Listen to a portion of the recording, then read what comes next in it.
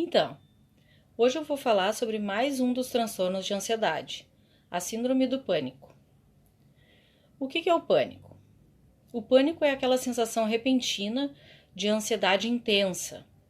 É como se a gente fosse tomado por uma onda de medo, aterrador, visceral, junto com uma infinidade de sensações físicas, angustiantes, como falta de ar, taquicardia, dor no peito, tremores, formigamentos nas mãos, nos pés, náusea e por aí vai.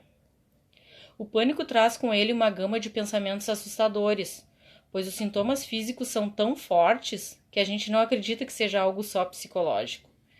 A gente passa a achar que a gente está tendo uma parada cardíaca, um AVC, e a gente sente um medo eminente de morte. Os ataques de pânico eles surgem de repente, e o pico ocorre rápido, de 4 a 5 minutos. E as crises duram em média 10 a 20 minutos. O pânico ocorre na maioria dos outros transtornos e também em outros problemas psicológicos, como a depressão. Ele tem sintomas parecidos com os outros transtornos, mas o que diferencia ele é que ele ocorre inesperadamente. Uma pessoa com fobia de altura, por exemplo, ela pode ter uma crise ao subir numa ponte, mas o que desencadeia a crise está bem claro para ela. Já na síndrome do pânico, as crises surgem sem que haja um desencadeador imediato ou óbvio. E só com o tempo, com a terapia, é que a pessoa consegue perceber algumas situações específicas que podem levar à crise. Muitas pessoas com pânico, elas acabam sofrendo com a agorafobia, que é o medo de ter o pânico. O medo de ter uma crise numa situação em que a ajuda ou a fuga estejam indisponíveis para ela. E como é comum a síndrome do pânico? Cerca de 1 em cada 10 pessoas já sofreu pelo menos um ataque de pânico inesperado. Geralmente em época de muito estresse, que é um dos fatores, que se acredita ser o desencadeador das crises. O pânico costuma surgir na idade adulta, porém a ocorrência em adolescentes tem crescido bastante. E assim como em outros transtornos de ansiedade, ele é mais comum em mulheres do que em homens, numa proporção de 2:1. A cada 2 mulheres, um homem tem. Mas afinal, o que causa o pânico? Hoje ainda seguem os estudos e as discordâncias sobre as suas causas. Mas alguns experimentos foram cruciais para se acreditar numa explicação mais psicológica do que biológica ou do que qualquer outra. É muito acreditado que os ataques de pânico eles sejam resultado de uma interpretação catastrófica e errônea das sensações corporais. O nosso sistema nervoso ele tem um recurso, como se fosse um botãozinho de alarme, que é acionado no cérebro através dessas sensações corporais, como um sinal de perigo, e ele então prepara o corpo para nos defender. E esse recurso é o recurso de luta ou fuga, que no caso do pânico, esse recurso, esse botãozinho, é como se tivesse estragado, emperrado. Então ele aciona sem razão existente, a qualquer hora, a qualquer momento. A perspectiva psicológica, como causa, é a mais significativa, visto o sucesso dos tratamentos terapêuticos na síndrome do pânico. Em especial a TCC, a terapia cognitivo-comportamental, que propõe a mudança no modo como a pessoa vai conceber as sensações, como ela vai conceber as crises e como ela vai lidar com elas. Então agora eu vou mostrar um esqueminha de como ocorre a síndrome do pânico e em seguida então eu vou mostrar 2 vídeos com algumas técnicas utilizadas para o controle da ansiedade, técnicas de respiração e técnica da terapia cognitivo-comportamental, né, do mindfulness.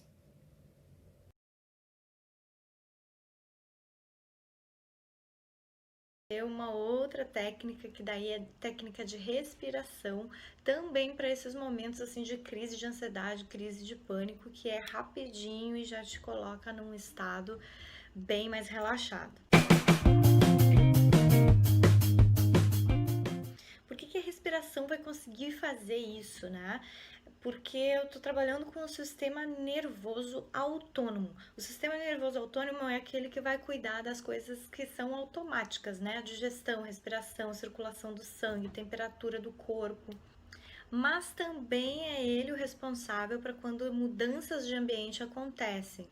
E existe o sistema nervoso autônomo simpático e o parasimpático. E os dois não funcionam ao mesmo tempo, um inibe o outro. O sistema nervoso simpático é aquele que vai agir em momentos de estresse, de excitação, em situações de perigo. Então é nesse modo que a gente se encontra quando está tendo uma crise de ansiedade ou uma crise de pânico. Então, para conseguir fazer essa mudança do sistema simpático para o parasimpático, uma técnica de respiração adequada vai conseguir fazer isso. E quando eu estiver nesse modo, eu vou me acalmar, então a crise vai passar.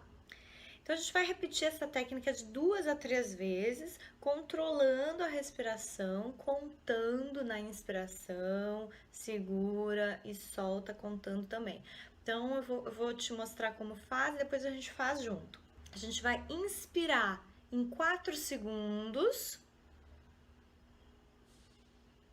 vai segurar a respiração por 7 segundos e depois vai expirar em 8 segundos, bem devagarinho. E aí repete mais 1 ou 2 vezes. Vamos fazer ela junto aqui uma vez? Vamos lá. Inspirando em 4, segura 7, solta em 8. Inspira, 2, 3, 4, segura, 2, 3, 4, 5, 6, 7, expira, 2, 3, 4, 5, 6, 7, 8. E é isso. Repete 2, 3 vezes e já é para estar o teu corpo bem mais calmo e essa ansiedade já vai ter ido embora. Espero ter te ajudado mais uma vez. Dá uma olhadinha no vídeo de grounding, que também é muito legal. E vamos ser felizes, sem estresse, sem pânico, sem ansiedade, vivendo no presente. Isso é exercitar a atenção plena, a consciência plena.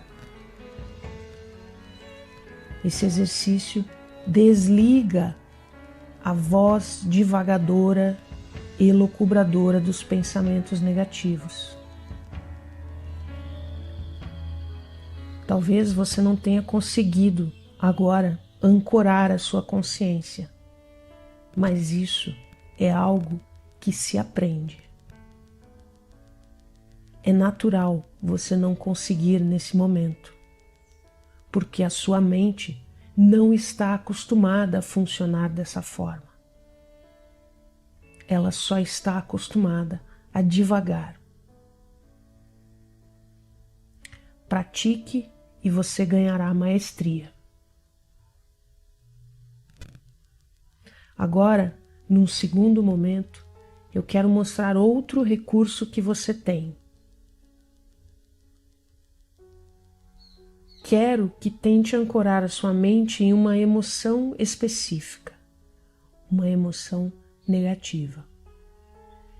Quero que se lembre da última vez em que você fez algo ou disse algo inadequado.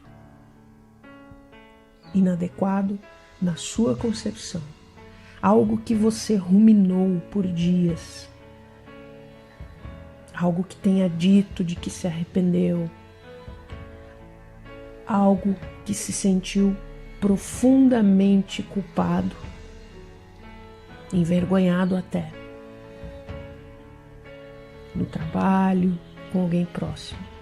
Algo que fez você ter se reprimido ou até se xingado mentalmente.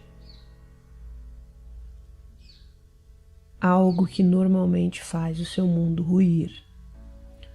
Puxe na memória algo banal.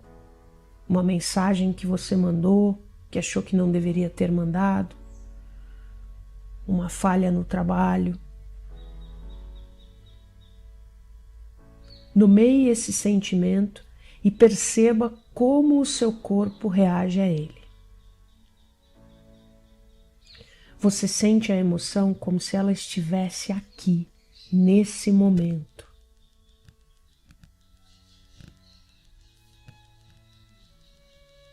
Agora eu quero que mentalize uma voz extremamente compassiva com você mesmo em relação a essa emoção.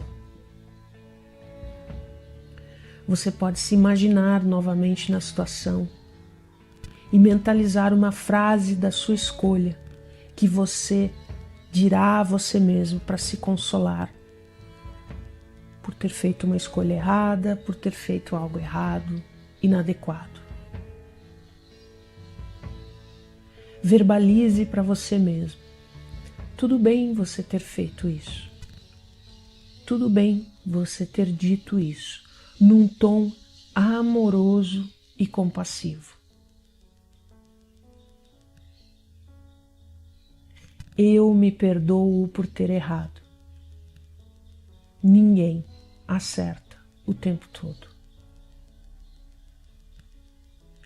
Eu me perdoo legitimamente por ter dito ou feito tal coisa.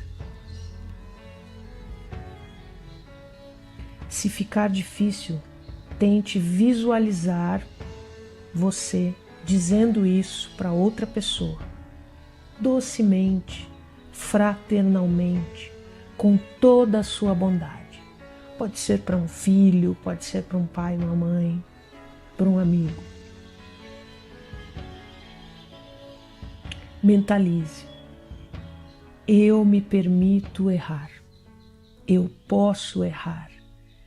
Eu me perdoo. Perceba que mentalizar essa voz doce e compassiva muda o seu estado emocional. Observe como se sente agora, como seu corpo reage e se a sua culpa passa, nem que seja só um pouquinho. Este sentimento que vem com essa voz compassiva é o que se chama de antídoto emocional. É um antagônico à sua voz tirânica, que vem com toda a força quando você erra, falha ou se sente inadequado. Essa voz tirânica te domina e você nem sequer a percebe.